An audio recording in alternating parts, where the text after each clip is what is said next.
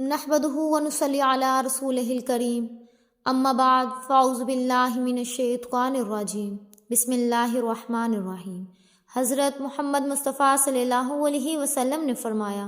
چلتے پھرتے یہ چھوٹی تسبیح دل میں پڑھا کرو، اللہ تعالیٰ بہت خوش ہوگا، نصیب میں دولت ہی دولت لکھ دے گا۔ ناظرین کرام، اللہ تعالیٰ نے انسان کو بے شمار نعمتوں سے نوازا ہے، اور اگر وہ ان نعمتوں کا شمار کرنا چاہے تو شمار بھی نہیں کر سکتا۔ اللہ تبارک و تعالیٰ کا ارشاد ہے، اور اس نے تمہیں ہر چیز جو تم نے مانگی اس سے، اور اگر تم شمار کرو اللہ کی نعمت کو تو شمار نہیں کر سکو گے، اسے بے شک انسان یقیناً بڑا ظالم بہت ناشکرا ہے۔ ناظرین، ان آیت مبارکہ سے یہ بات معلوم ہوتی ہے کہ جب انسان اللہ تعالیٰ سے کوئی چیز طلب کرتا ہے تو اس کو اللہ تبارک و تعالیٰ جہاں وہ چیز عطا فرما دیتے ہیں، وہیں پر انسان کو بغیر مانگے بھی اللہ تبارک و تعالیٰ نے بے شمار نعمتیں عطا فرمائی، لیکن ان نعمتوں کے حصول کے باوجود انسان بڑی تعداد میں ظلم اور ناشکری کے راستے پر ہی چلتی رہتی ہے۔ اسی طرح اللہ تعالیٰ نے ارشاد فرمایا، تو تم اپنے رب کی کون کون سی نعمتوں کو جھٹلاؤ گی۔ ایک اور جگہ ارشاد باری تعالیٰ ہے، اور جو تمہارے پاس کوئی نعمت ہے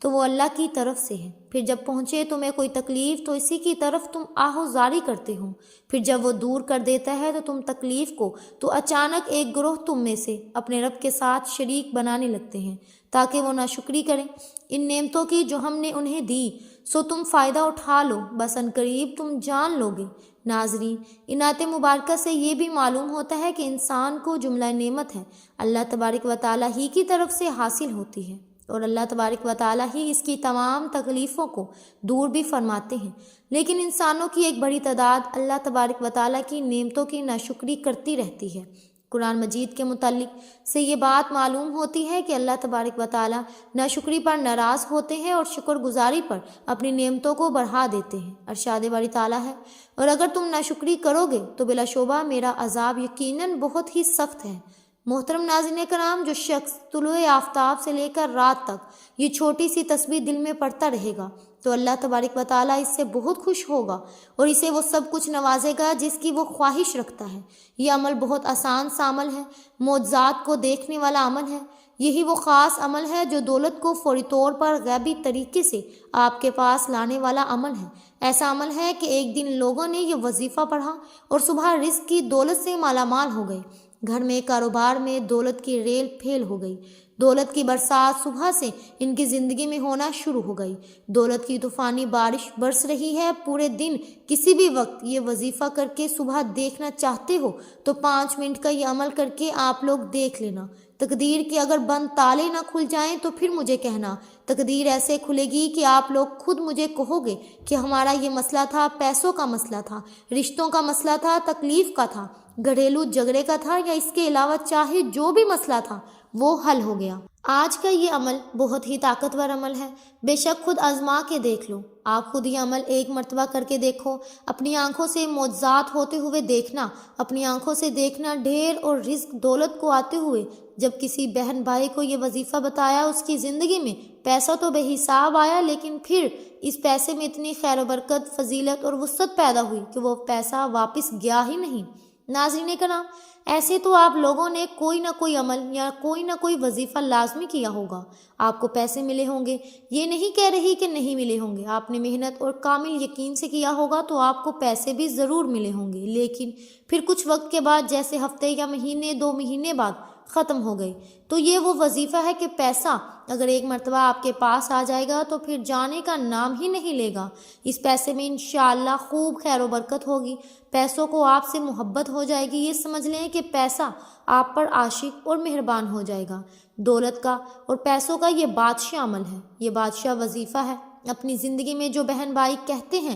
کہ ہم ڈھیروں پیسہ چاہیے اور غیبی مال و دولت چاہیے، فوری ڈھیروں رزق چاہیے، وہ کہتے ہیں کہ اگر تو ہم صبح کو یہ وظیفہ پڑھیں تو پھر شام کو رزق مل جائے، رات کو پڑھیں تو صبح سے پہلے مل جائے۔ تو یہ وظیفہ آج ان تمام لوگوں کے لیے ہے جو ہمیشہ ایک شکایت کرتے رہتے ہیں کہ ہماری مالی پریشانی ختم نہیں ہو رہی، مالی مشکلات ختم ہونے کا نام نہیں لے رہی۔ شوہر ہے وہ دہاڑی لگاتا ہے، دہاڑی بھی کبھی لگتی ہے تو کبھی نہیں لگتی، اگر جس دن لگ جائے تو 4 پیسے لے آتا ہے، اور وہ اتنے ہوتے ہیں کہ ایک وقت کا کھانا ہے تو دوسرے وقت بھوکے سو جانا ہے، تنگ دستی ہے، فاقے ہیں، غربت، لاچاری ہے، رزق کی اور پیسوں کی کمی ہے۔ ان سب لوگوں کے لیے آج کا یہ وظیفہ ایک تحفہ ہے۔ ناظرین، آپ لوگوں کے لیے ایک دعا مانگ رہی ہوں، آپ سب لوگ میرے ساتھ سچے دل سے آمین ضرور کہیے گا، آپ لوگوں کی تنگ دستی اور مشکلات کے لیے، کیونکہ یہ آمین کئی لوگ ایک ساتھ جب آمین کہتے ہیں، کسی ایک کی سچی دل سے نکلی ہوئی آمین میں بھی آپ کا کام ہو جاتا ہے۔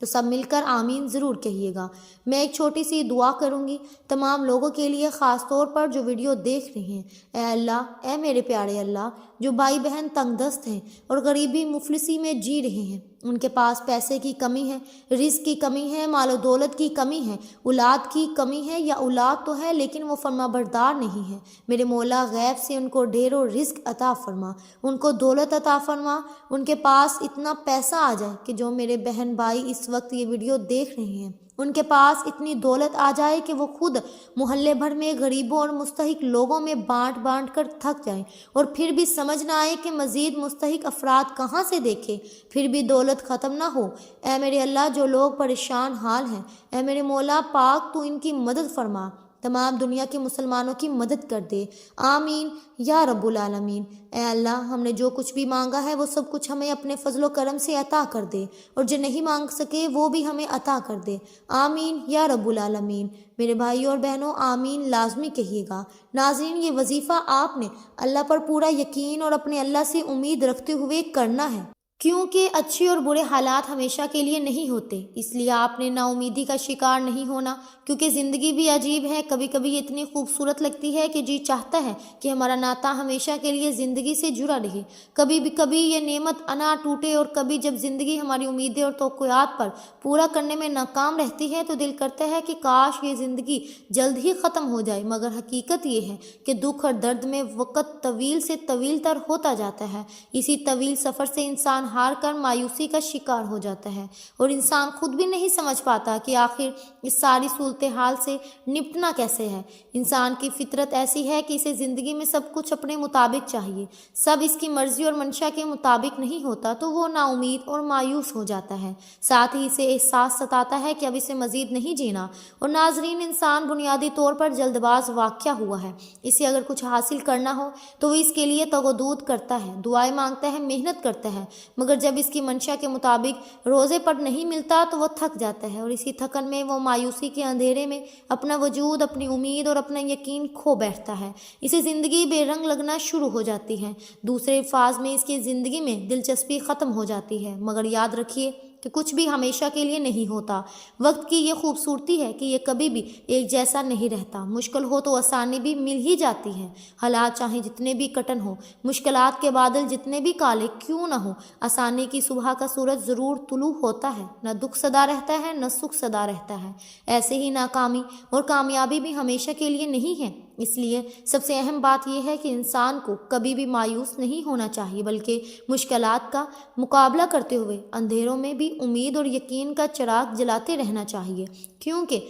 اگر انسان مایوسی کے اندر اندھیرے میں امید کا چراغ جلاتا ہے تو اس کی روشنی انسان کے وجود کو منور کر دیتی ہے، اس روشنی سے انسان باطنی اور ظاہری دونوں طریقوں سے مزید مضبوط ہو جاتا ہے، وہ سمجھ آتا ہے کہ یہ ناکامیاں اور مشکلات وقت سب عارضی ہیں، وہ اس حقیقت سے آشنا ہو جاتا ہے کہ یہ زوال، یہ مشکلات سب انسان کی ہمت کو جانچنے کے لیے قدرت نے پیمانے بنا رکھے ہیں، کیونکہ یہ بھی حقیقت ہے کہ انسان اپنی فتح اور کامیابی سے اتنا مضبوط نہیں ہوتا جتنا وہ اپنے زوال اور ناکامی سے مضبوط ہوتا ہے۔ حقیقت میں مشکل اور حالات میں انسان کو اپنی خود کی پہچان ہوتی ہے، اسی عمل میں اسے اپنے وجود کا ادراک ہوتا ہے، انسان اپنی چھپی ہوئی خوبیوں کو جانچنے کے لیے مزید مضبوط ہوتا جاتا ہے، اسے اپنے سے وابستہ رشتوں کی بھی پہچان ہوتی جاتی ہے، اور وہ آسانی سے جان لیتا ہے کہ کون اس کے ساتھ مخلص ہے اور کون نہیں۔ انسان کے لیے مشکل وقت گزارنا بہت مشکل ہوتا ہے، اور اسی وقت کو مزید مشکل انسان کے لیے اپنے منفی خیالات بنا دیتے ہیں،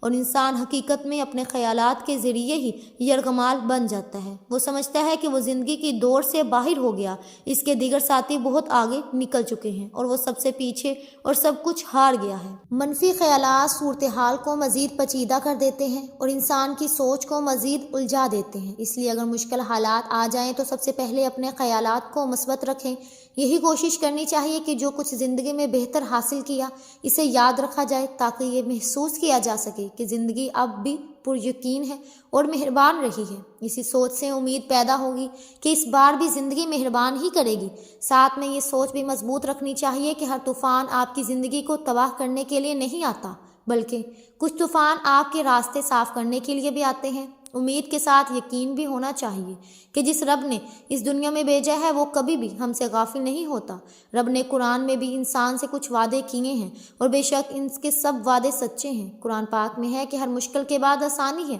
پھر فرمایا کہ انسان کی ہمت سے زیادہ اس پر بوجھ نہیں ڈالا جاتا۔ اس لیے انسان جب امید اور یقین کا دامن تھام لیتا ہے تو یہ احساس اس کے وجود میں گھر کر جاتا ہے کہ امید اور یقین ہی وہ واحد سہارے ہیں جن کے ذریعے اپنی مشکل اور ناپسندیدہ حالات سے کیسے برآزماد ہونا ہے۔ حقیقت میں امید اور یقین کا چراغ بہت ہی خوبصورت اور قیمتی چیز ہے۔ یقین جانیے، یہ چراغ ایسا ہے جو کسی بھی مردہ وجود اور بے جان خواہشات کے اندر ایک نئی روح پھونک دیتا ہے۔ اس چراغ کی روشنی اتنی خوبصورت اور معطر ہے کہ انسان اس کی خوشبو سے خود کو پرنور محسوس کرتا ہے، کیونکہ اس کی روشنی اپنے اندر ایک خاص جادوئی طاقت رکھتی ہے، اور اسی جادوئی طاقت کے ذریعے انسان کی سب مایوسی اور پریشانی ختم ہو جاتی ہے۔ اس لیے مشکل حالات کو اپنے رویے سے مشکل ترین نہ بنائیں، بلکہ امید اور یقین کو تھام کر رکھیے تو ہر مشکل سفر بآسانی سے طے کر سکیں گے۔ قرآن پاک میں ارشاد ہے، تم فرماؤ اے میرے بندو جنہوں نے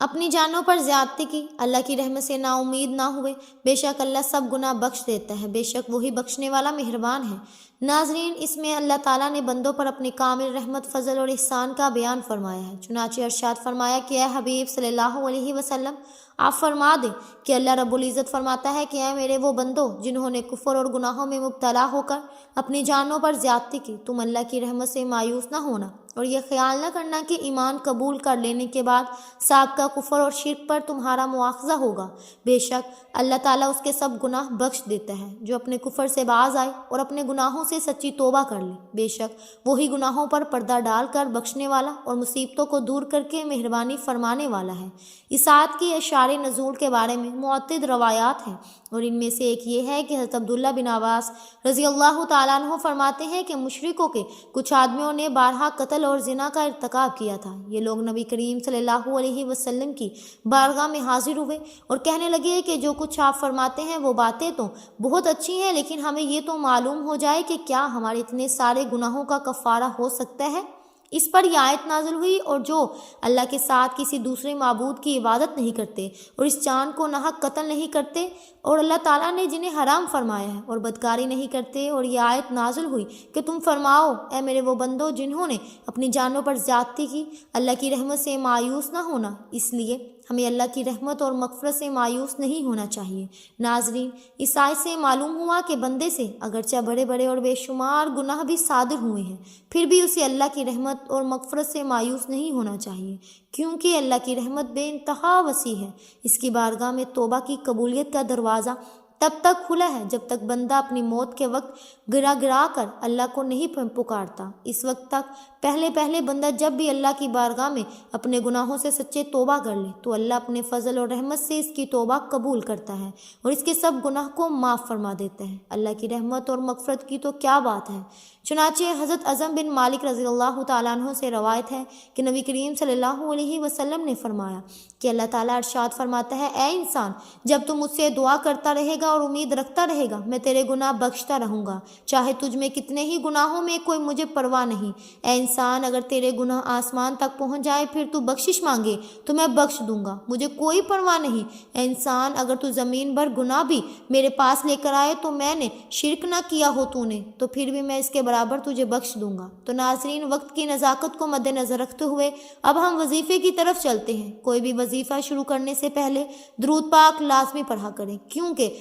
درود پاک پڑھنے کی بہت سی فضیلتیں برکات ہیں۔ درود پاک پڑھتے رہنے سے انسان کی دنیا اور آخرت دونوں سنور جاتے ہیں۔ تو سب سے پہلے 11 مرتبہ درود پاک پڑھنا ہے۔ درود ابراہیمی جو نماز کے اندر بھی پڑھا جاتا ہے وہ درود پاک پڑھ لیں، اور درود پاک پڑھنے کے بعد آپ نے دعائے یونس سورۃ انبیاء آیت نمبر 87 ہے، لا الہ الا انت سبحانک انی کنت من الظالمین۔ اس کو آپ نے 33 مرتبہ پڑھنے کے بعد اللہ تعالیٰ کے دو نام یا غنیو یا مغنیو، اس کی ایک تسبیح مکمل پڑھنی ہے، 100 دانوں والی، اور دونوں ناموں کو ملا کر پڑھنا ہے۔ اس کے بعد 7 مرتبہ سورہ کوثر پڑھنی ہے، اور آخر میں پھر 11 مرتبہ درود پاک پڑھ کر دعا مانگ لینی ہے۔ اور کوشش کریں کہ چلتے پھرتے جب بھی آپ کو وقت ملے سورہ کوثر کا ورد کرتے رہا کریں۔ یہ عمل آپ نے کرنا ہے، دیکھنا کیسے اللہ پاک آپ کے نصیبوں کو کھول دے گا، آپ کے رزق کے بند دروازوں کو کھول دے گا۔ اللہ آپ کو وہاں سے رزق عطا کرے گا جہاں سے آپ کا تصور بھی نہیں ہوگا۔ اور یہ قرآن کا فیصلہ ہے کہ اللہ پاک جب رزق دینے پر آتا ہے تو وہاں سے رزق ملتا ہے جہاں آپ گمان بھی نہیں کر سکتے، یہ قرآن کہتا ہے۔ تو اس لیے اللہ تعالیٰ ایک طاقت کا نام ہے، پوری کائنات کا خالق و مالک ہے، رازق ہے۔ اللہ وہ ہے جس نے ہم سب کو بنایا ہے۔ یہ طاقت ہے میرے اللہ کی کہ آدم علیہ السلام سے لے کر کائنات تک کو بنایا۔ 18,000 مخلوقات ہیں اس کائنات میں، 18,000 مخلوقات، اور ساری مخلوقات میں سے سب سے افضل، سب سے اعلیٰ مخلوق انسان ہے۔ شان رتبے کے لحاظ سے، عزت کے لحاظ سے اس کی قدر و قیمت ہے، اور اللہ کو سب سے زیادہ پیار اپنے اس بندوں سے ہے جو آپ کو بھی پیار ہونا چاہیے، آپ کو بھی محبت ہونی چاہیے، آپ کو بھی اپنے اللہ سے عشق ہونا چاہیے۔ دنیا میں ایک دوسرے سے لوگ کرتے ہیں، یہ جھوٹا عشق ہے، اصل وہ ہے جس سے منزل ملتی ہے۔ ایک روایت میں ہے کہ ایک شخص جس نے کبھی کوئی نیک کام نہیں کیا، موت کے وقت اپنے گھر والوں سے کہا کہ میں جب مر جاؤں تو مجھے جلا دینا، پھر آدھی رات جنگل میں اڑا دینا اور آدھی سمندر میں بہا دینا۔ ناظرین، اگرچہ اس شخص کی وصیت غلط تھی، مگر اللہ تعالیٰ نے اس خوف کی وجہ سے اسے بخش دیا جو اسے قیامت کے دن اللہ کے سامنے کھڑے ہونے سے تھا۔ بس اللہ سے خوف کھانا، اللہ کی رحمت کو متوجہ کرنا۔ تو ناظرین، آپ نے بھی اپنے رب پر توکل کرتے ہوئے یہ عمل کرنا ہے۔ یہ ایک ایسا عمل ہے، ایسا وظیفہ ہے جس سے گھر کے اندر رزق کی فراوانی ہو جاتی ہے، اتنا رزق ملے گا، انشاءاللہ نصیب بدل جائے گا۔ اور یہ آزمودہ وظیفہ بتا رہی ہوں۔ اور ناظرین، اگر اللہ کے نام پر صدقہ کر دیا جائے اچھی اور پیاری چیز کا، تو کیا یہ ممکن ہے کہ پھر اللہ کی مدد نہ آئے؟ اصل صدقہ وہی ہوتا ہے جو اچھی چیز کا ہو، اصل صدقہ وہی ہوتا ہے۔ اللہ تو آپ کے دلوں کے حالات جانتا ہے، بس اللہ دل کے اندر کیا ہے، اگر دل کے اندر اچھائی ہوگی، خلوص محبت ہوگا، اخلاص ہوگا، تو فیصلے تو اس پر ہوں گے، اور تو کسی چیز پر نہیں ہوں گے۔ تو میٹھی چیز اور وہ چیز جس پر آپ کی محنت ہو، محبت ہو، آپ بھی یقین رکھتے ہو، صدقے میں میٹھی چیز سے مراد یہ ہوتا ہے کہ آپ چینی بھی دے سکتے ہیں، اس کے علاوہ وہ بھی کافی چیزیں ہیں دکانوں سے مل جاتی ہیں، تو آپ نے ان میں سے بھی کوئی چیز لے لینی ہے، لیکن ان میں یہ ہوگا کہ اگر سب سے اچھی چیز دو گے تو اس کا نتیجہ بھی اچھا ملے گا۔ یہ صدقہ اللہ کے راستے پر دینا ہوتا ہے۔ اگر تم اپنے بچوں کے لیے اچھی چیز کا انتخاب کرتے ہو، تو کیا یہ ممکن نہیں کہ اگر آپ کسی کو چیز دینا چاہے تو وہ اچھی نہ ہو؟ دل تو مطمئن ہونا چاہیے کہ میں اچھی چیز دے رہی ہوں۔ اگر آپ کا دل مطمئن ہوگا اور آپ کو یقین ہوگا کہ میں اچھی چیز دے رہا ہوں، تو بھی زیادہ مؤثر ہوگا، تب بھی زیادہ اچھا نتیجہ ملے گا، اور وظیفہ بہترین اثر انداز ہوگا۔ کیونکہ جان اور مال لگے تو پھر قدر بھی ہوتی ہے، اس کی عزت بھی ہوتی ہے، اس کے دل کے اندر بھی کچھ نہ کچھ احساسات ہوتے ہیں۔ اگر عام ہی چیز ہو، آپ کا زور بھی نہ لگے، تو پھر ایسی کوئی چیز نہیں کہ ایک تو اللہ کے راستے پر دینا بھی ہے۔ اللہ کے راستے پر آپ جھولے دیں، کوئی چیزیں دیں جو گھٹیا ترین، خواہ آپ کی نظر میں ناظرین گھٹیا ترین ہو، لیکن ویسے اگر آپ خود کھائیں تو اچھی چیز کھائیں، اور دوسروں کو دیں تو ایسی چیز دیں جو قابل استعمال نہ ہو۔ تو یہ فرق نہیں ہونا چاہیے، جو خود آپ کھاتے ہیں وہی اللہ کے راستے میں بھی دیں، یہ اصل چیز ہوتی ہے۔ اللہ تعالیٰ نے وہ چیز نہیں دیکھنی، آپ کا اخلاص دیکھنا ہے، آپ کا ایمان اور آپ کا یقین دیکھنا ہے کہ اس کے اندر خلوص کتنا ہے، اخلاص کتنا ہے، محبت کتنی ہے، اس کے اندر میرے لیے کتنا پیار ہے۔ تو ان چیزوں کو ملحوظ خاطر رکھ کر عمل کیا کریں۔ اللہ رب العزت ہم سب کو عمل کی توفیق عطا فرمائے، آمین یا رب العالمین۔ ناظرین، گزارش ہے کہ اللہ تعالیٰ کے 99 ناموں میں سے کوئی ایک نام کمنٹ باکس میں ضرور لکھ کر شیئر کیجیے گا۔ اللہ تعالیٰ ہم سب کا حامی و ناصر ہو، آمین ثم آمین۔ امید ہے کہ آپ کو ہماری آج کی ویڈیو بہت پسند آئی ہے۔ اگر آپ کو ہماری آج کی ویڈیو پسند آئی ہے تو ہمارے چینل پاکیزہ وظائف کو سبسکرائب کریں، لائک کریں اور شیئر کریں۔ ملتے ہیں اگلی ویڈیو میں، تب تک کے لیے اللہ حافظ۔